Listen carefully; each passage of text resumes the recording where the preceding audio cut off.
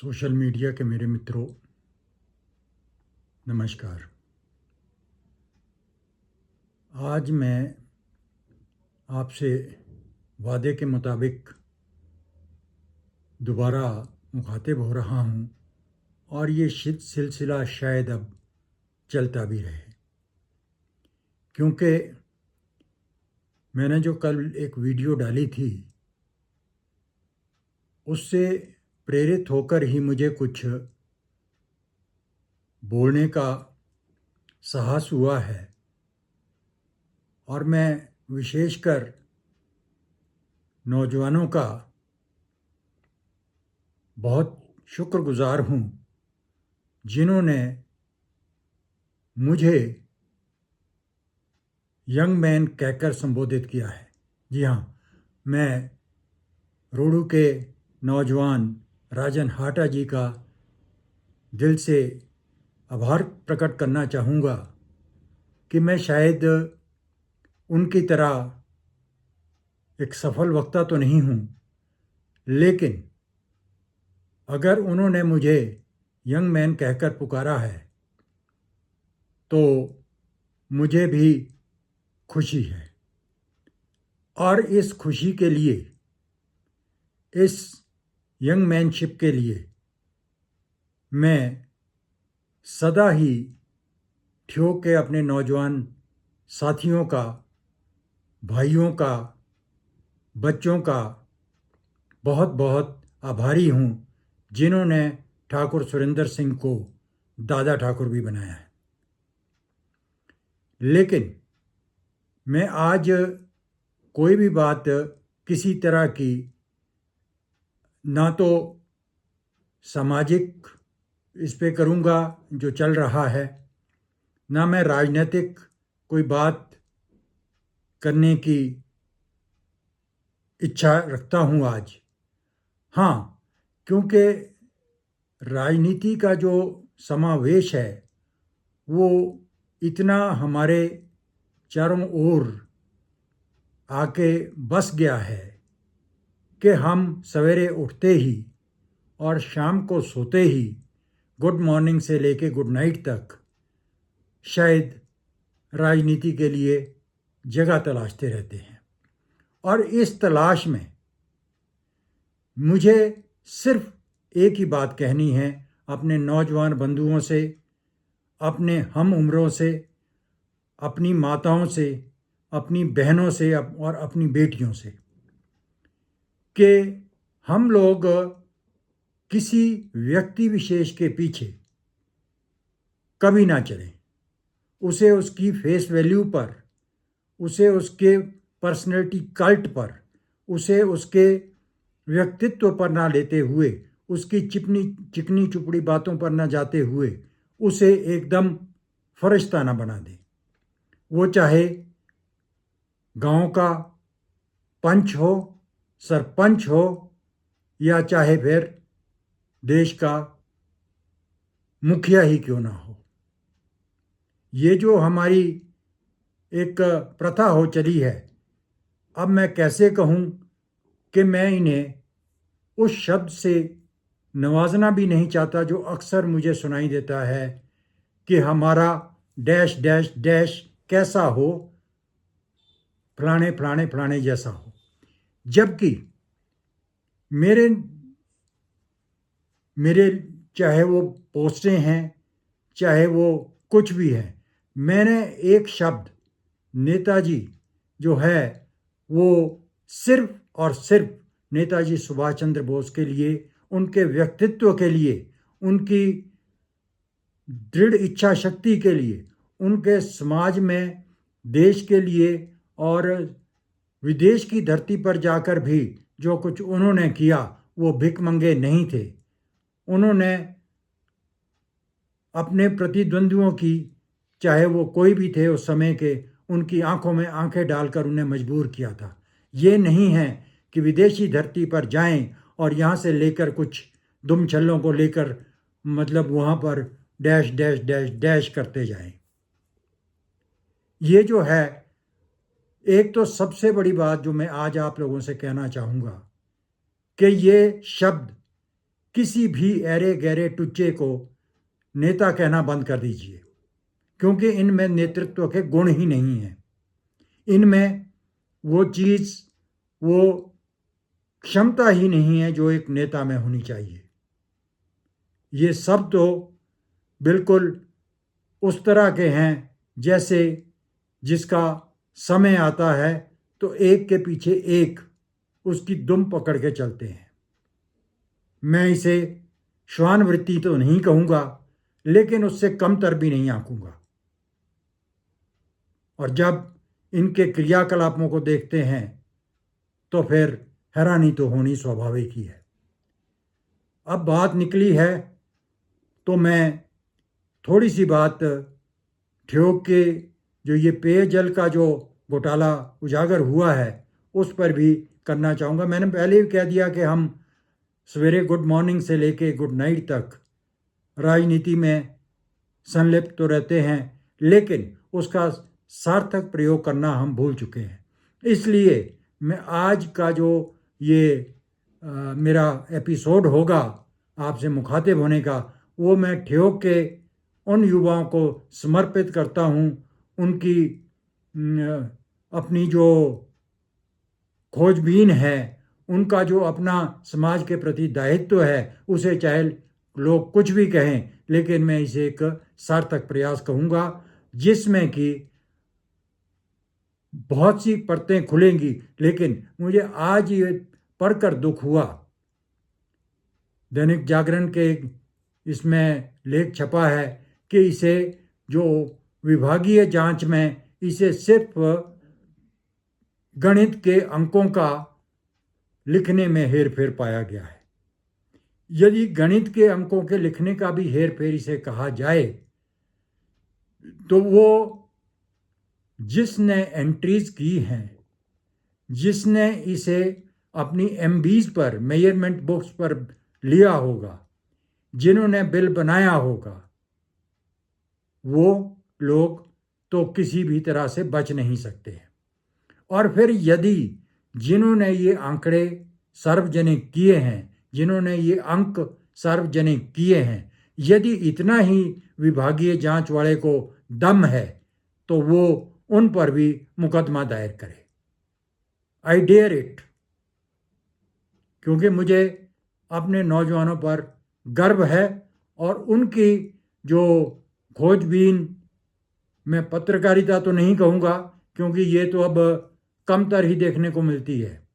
वो ज़माने हवा हुए जब पत्रकार लोग, और वो भी खोजी पत्रकार लोग, इस तरह की खबरें निकाला करते थे। आज तो सब दुम छल्ले हो चुके हैं। जब भी कोई आएगा उसके सामने बस जैसे हमारे नाटी में नाचते हुए जो पहले धूर में लगता है उसके सामने बजाएंगे, उसकी जय जयकार करेंगे, अपने जेब में जो भी वो उसके अर्पण करता है उसे रखा और फिर दूसरे का इंतज़ार करते हैं। ये हमारी पत्रकारिता का स्तर हो चुका है। तो मेरा जो कहने का मतलब ये है कि एक तो ये जो सिलसिला है, ये जो खोजबीन का सिलसिला है, ये हम सबको पता है कि हमने कहाँ कहाँ, कब कब, किस किस तरह से भ्रष्टाचार में अपने आप को पंगु पाया है। इसलिए मेरा हर एक नौजवान से, हर एक बुजुर्ग से, हर एक माता से, हर एक बहन से और हर एक बेटी से ये करबद्ध निवेदन है कि वो भी आगे आएं, इसे प्रदेश स्तर पर लाएं। इसे देश स्तर पर आते हुए देर नहीं लगेगी यदि प्रदेश ने कुछ इसमें सार्थकता दिखाई तो। अब ऐसा नहीं है कि ठियोग के नौजवान आगे आएं और हम उनका साथ ना दें। ये तो ठीक वैसा ही है जिस तरह इस समय खनौरी बॉर्डर पर बैठे हुए आमरण अनशन पर सरदार जगजीत सिंह डल्लेवाल जी और उनकी जो किसान मजदूर मंच है, उसके साथ सिवाय सरदार भाइयों के और कोई भी इस समय खड़ा नहीं हो रहा है। हो सकता है कि वो दिल से चाह रहे हों, लेकिन कुछ एक हमारे जैसे लोग भी हैं जो सिर्फ घर से राजनीति करना चाहते हैं। अपने जब पूरे बल्ले पे गेंद आएगी तब उसे उछालेंगे।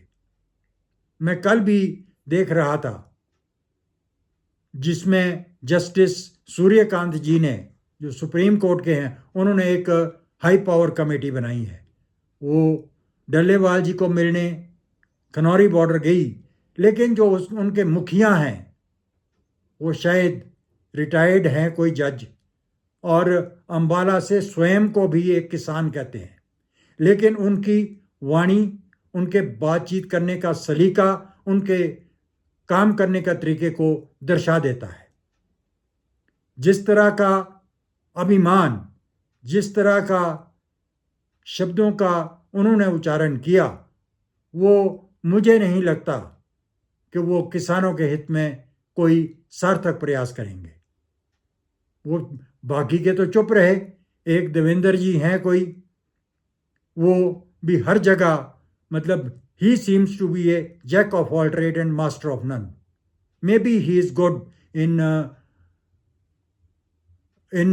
gimmick of the what you can say, this analytical जो प्रेजेंटेशन होती है किसी चीज़ की, तो वो कोई बड़ी जादूगरी नहीं है। लेकिन ये सब, चाहे वो जज साहब हैं कि मैं किसान हूँ, खुद काम करता हूँ, मैंने किसी को अभी तक वो नहीं दिया है, उस पर अपनी किसी को आगे अपनी ज़मीन को नहीं दिया है, तो क्या वो लोग जो बेचारे वहाँ पर बैठे हैं, 11 महीने हो गए शायद, वो लोग किसी की ज़मीन पे पल रहे हैं? बहुत दुख होता है। हम लोग सॉरी, ये जो हम लोगों की लड़ाई है, संदर्भ मेरा अभी भी ठियोग की, भ्रष्टाचार की, उन्मूलन की लड़ाई है, और उसमें अपने आवाज़ को आवाज़ देने के लिए ये आवाज़ रोडू से भी आनी चाहिए, क्योंकि बसंत सिंह जी जो इसमें एक अभियुक्त हैं, जिन्हें नामजद किया गया है और अभी निलंबित भी हुए हैं, एक्सियन है वो, और वो जुब्बल क्षेत्र के कोलाड़ा से हैं, रोडू में भी रहे हैं। ज़रा पता कीजिए रोडू वालों कि उन्होंने इतनी जल्दी अपना वहाँ से स्थानांतरण क्यों किया। क्योंकि जिसे मुफ्त के खाने पीने की आदत लग जाए, वो अपनी रिश्तेदारियों में इन चीज़ों को मतलब पचा नहीं पाता। ये मेरा भी एक अनुरोध है, राजन हाटा जी और वहाँ की जो टीम है, आप लोगों को भी चाहिए कि ये बात थोड़ी उजागर करें। इसी तरह के कई जगह होंगे। ये ज़रूरी नहीं है कि ये जो भी जितने भी लोग हैं, क्योंकि मेरा भी थोड़ा वास्ता इन लोगों से पड़ा है, और मेरा भी जो अनुभव है अधिकारियों को, कर्मचारियों को साधने का, उन्हें थोड़ा सा जागरूक करने का, वो बहुत अच्छा नहीं रहा है। लेकिन ये मेरा दुर्भाग्य है कि मैं उनसे साक्षात मिल नहीं पाया। मेरी हालांकि टेलीफोन पे बात हुई, लेकिन उस बात के एवज में भी जो भी कुछ मुझे मिला, उससे ही मैंने अंदाज़ा लगा लिया था कि ये, क्योंकि चावल को एक दो दाने को देखा जाता, पूरी हांडी नहीं देखी जाती है। तो मेरा जो विभागीय जिन्होंने जांच की है, उन्हें भी ध्यान रखना चाहिए कि महोदय, उस आंच को आप तक आते हुए भी कोई देर नहीं लग सकती है। अभी तो सारी चीज़ें मोड़ के शायद प्रशासनिक अधिकारी की तरफ ले जाएंगे, लेकिन प्रशासनिक अधिकारी को कितना रौंदेंगे आप? कोई आता है प्रशासनिक अधिकारी, अगर नहीं जाता है तो तकलीफ हो जाती है उसे, और अगर रात को किसी को नींद नहीं आती है तो प्रशासनिक अधिकारी, अरे भाई, आप लोग जो है थोड़ा स्वयं भी तो जागरूक हो जाएं। विभाग में जो व्यक्ति आगे अगले पद पर हैं उसे अपने अधीनस्थों का पता होता है कि इसमें कितना पोटेंशियल है और इसकी मार्क कहाँ तक है। इसलिए मैं ये नेतृत्व के गुणों के कारण ही इन कुत्तों बिल्लों को नेता कहना सही नहीं मानता। इसीलिए मेरे शब्द थोड़े एग्रेसिव हो गए, क्योंकि खून तो आखिर राजपूती है, उसमें कोई दो राय नहीं है। और मैं जो बोलता हूँ वो डंके की चोट के साथ बोलता हूँ और बोलता रहूँगा। लेकिन मेरा पुनः अनुरोध है, पुनः निवेदन है कि इस समय देश की छोड़िए, प्रदेश ही बहुत बुरी स्थिति में पहुंच चुका है, पहुंचा दिया गया है। अगर उन्होंने इस तरीके से बना के खाया, जिसका मैं धीरे धीरे खुलासा करता रहूँगा, जो मुझे भी अनुभव हुए हैं अपने के सेवा काल के दौरान, उसका भी मैं गाहे बगाहे जो है वो खुलासा करूँगा। और बाकी तो जो चल रहा है उसको देखते हुए मेरा यही अनुरोध है कि कल नहीं तो अपनी अपनी जगह इस तरह के जो मामले हैं उन्हें उजागर कीजिएगा और भागीदार बनिएगा। क्योंकि हमारी सरकार तो या तो राजधानी, पर्यटन की राजधानी यहाँ बनाएंगे, पर्यटन यहाँ विकसित करेंगे, और हम ये कर रहे हैं, हम वो कर रहे हैं। अब यहाँ से शिमला से टूरिज़्म का ऑफिस दूर धर्मशाला ले जाएंगे। अगर यही काम हमारे भूतपूर्व मुख्यमंत्री जी ने किया होता तो क्या होता। आज तो खैर ये जो सुख की सरकार है, व्यवस्था परिवर्तन पे लगी है, तो ये परिवर्तन भी कुछ करेगी ही करेगी। लेकिन इस व्यवस्था परिवर्तन में भी और पूर्ववर्ती सरकार के आवर्तन में भी जो घोटाले हुए हैं उनके चश्मदीद भी हैं, उनके भुक्तभोगी भी हैं, वो आप भी हैं, हम भी हैं। आइए हम अपना जो आक्रोश है अपने तक सीमित ना रखें और अपना हाथ बढ़ाएं, अपनी आवाज़ उठाएं। धन्यवाद। जय हिंद, जय हिमाचल।